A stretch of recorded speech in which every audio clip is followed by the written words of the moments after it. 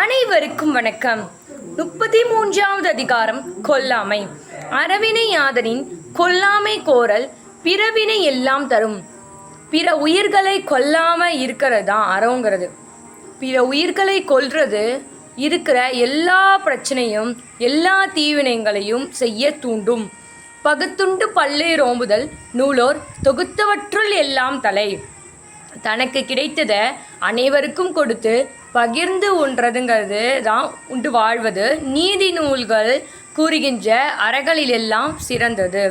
எனக்கு கிடைத்ததை மற்றவங்களுக்கு கொடுத்து அதை பகிர்ந்து சாப்பிட்றது தான் அதாவது நூல்கள் சொல்லும் கருத்துகளாகும். ஒன்றாக நல்லது கொல்லாமை மற்றதன் பின்சாரா பொய்யாமை நன்று.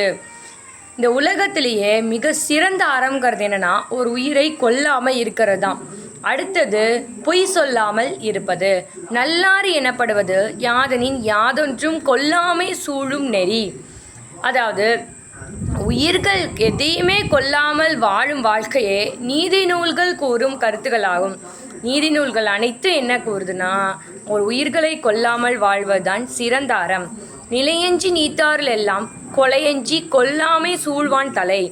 அதாவது துறவிகள் ரொம்ப பண்புணர்ந்து கஷ்டப்பட்டு துறவிகள் ஆவறாங்கன்னா மனிதர்கள். அதை விட ஒரு உயிரை கொல்லாமல் இருப்பது சிறந்தது. துறவிகளை விட ஒரு உயிரை கொல்லாமல் இருப்பவனே சிறந்தவன். கொல்லாமை மேற்கொண்டு ஒழுகுவான் வாழ்நாள் மேல் செல்லாத உயிரினும் கூற்று.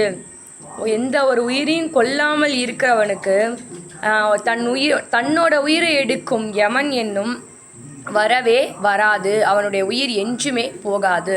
தன்னுயிர் நீப்பினும் செய்யற்க தான் பெறுது இன்னுயிர் நீக்கும் வினை.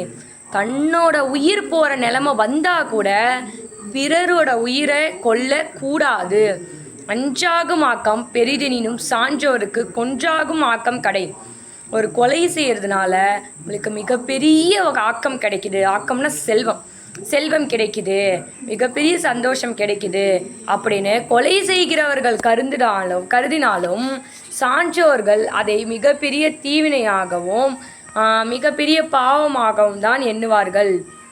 கொலைவினியராகிய மக்கள் புலைவினையர் புன்மை தெரிவாரகத்து.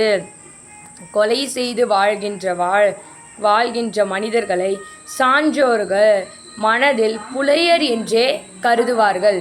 அதாவது ஒரு கொலை செய்து வாழ்ந்துட்டுருக்காங்கல்ல அவங்கள தன்னோட மனதில் புலையர்னு தான் சான்றோர்கள் கருதுவார்கள்.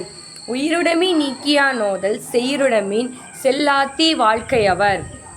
அதாவது ஒரு கொலை செய்கிறவர்கள் வாழ்க்கையில் நோயும் துன்பமும் பெற்று வாழ்க்கையில் மிகப்பெரிய துன்பத்தை அடைவார்கள். நாளைக்கு 34வது அதிகாரத்தில் உள்ள 10 குறள்களையும் அதனுடைய பொருள்களையும் உங்களுக்குமாக பார்க்கலாம். நன்றி.